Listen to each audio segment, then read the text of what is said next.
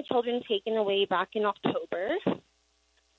I've been to court so many times.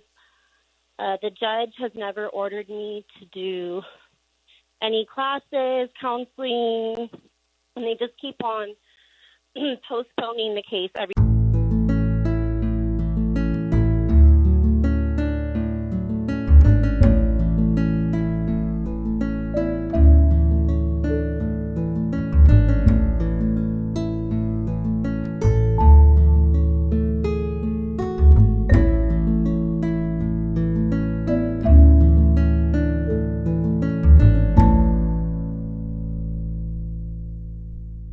Facebook live feed, I've gotten a few comments from a woman, I believe it's a woman, named Red Queen.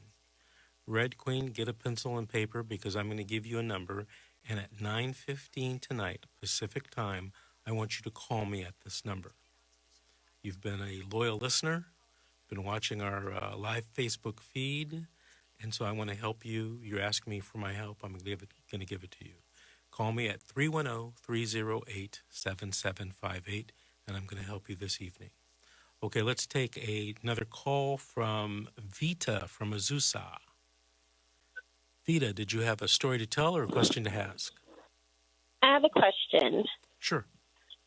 I was deciding whether or not to hire you, actually, because I got my children taken away back in October. I've been to court so many times. The judge has never ordered me to do any classes, counseling, and they just keep on postponing the case every time I go to court. Okay. So I wanted to know if there was anything you can do, since it's already been 6 months, to help. Well, do you have your children or you don't have your children? No, I don't. Okay, so the answer is yes, we can still help you. It's never too late. Okay, yeah, because basically the claims were that I was acting erratic because I was trying to get out of an abusive relationship, and I kept calling the police, and every time the police would come, my ex-boyfriend would say that he didn't do anything, he doesn't know what I'm talking about, and the police believed him every single time. Okay, well, it's never too late. What you should do is call me at my office or call tomorrow and make an appointment. There's someone working at my office tomorrow. Call 888-888-6582, 888-888-6582. I'll talk to you about your case, and hopefully we will be able to help you. Okay? Okay, thank you. Thank you. Addressing Red Queen on the Facebook live feed, call me at 9:15, 310-308-7758. Let's take another call from George from Los Angeles. George. Thank you for taking my call. Sure. Did you have a story to tell or a question to ask? Yes, I have a question to ask. If I know who maliciously filed an incorrect complaint with the Child Protective Services and falsified all the stories, they've been investigated, the law enforcement rejected them, the Child Protective Services rejected them, would it be possible to hire a lawyer to subpoena that report to see who is the complaining party is and to punish them for knowingly filing malicious report? You know, I would love to tell you yes, but I'm going to have to tell you probably not. Those types of complaints are protected by confidentiality in California. And, you're not the first person to ask me this. And, I've tried a couple of times to find out, and I've been blocked every time. The law in California is you don't get to know who's making these reports. They decided, I guess the legislature decided that it's more important to investigate child abuse reports than to have you sue somebody who's making false reports. But if you find out on your own, that's a whole other story. You can then sue them. George, does that answer your question? Yeah.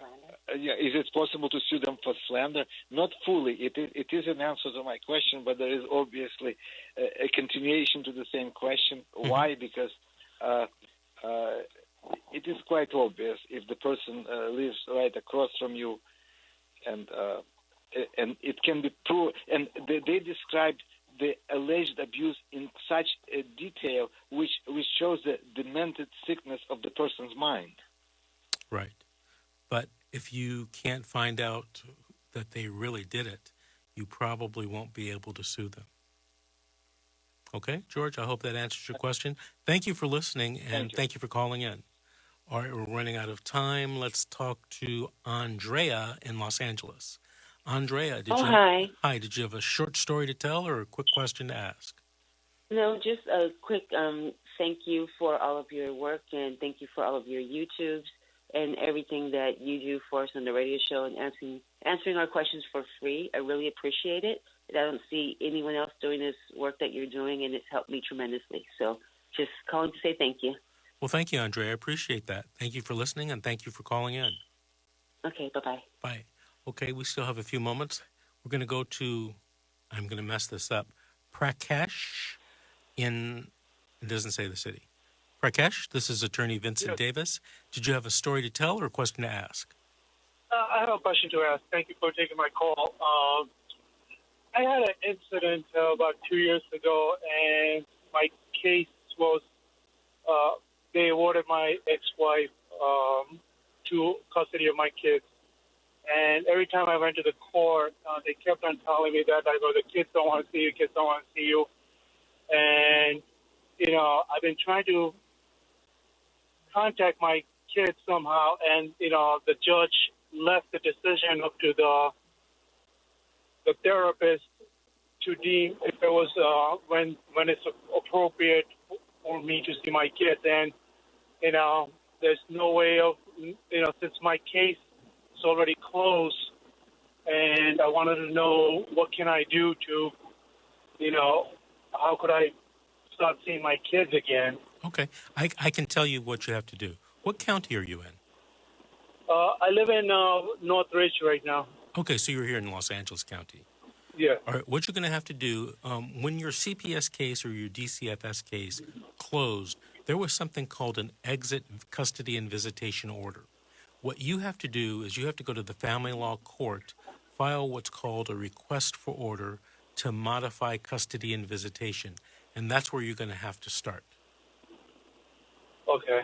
Okay? Even if my, I have a misdemeanor charge right now going on in the, criminal court, and can I still do it? Well, you can still do it, but, I don't want you to give me any more details, but you have to be careful. If that misdemeanor charge is related to your CPS and DCFS case, and it'll be related to your family law case, if you start making statements in those cases, it might be used against you in the misdemeanor criminal case.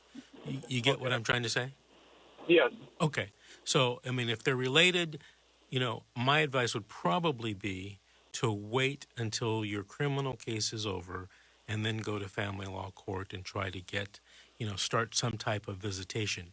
It's unusual for a court to order no contact with the kids. It has to be an extreme case. But if that's indeed your court order, you're going to have to start at the beginning and, kind of a step-up plan, work your way back into regular visitation with these children. Okay? Okay. All right. Prakash, thank you for calling, and thank you for listening. All right, we just have a couple minutes.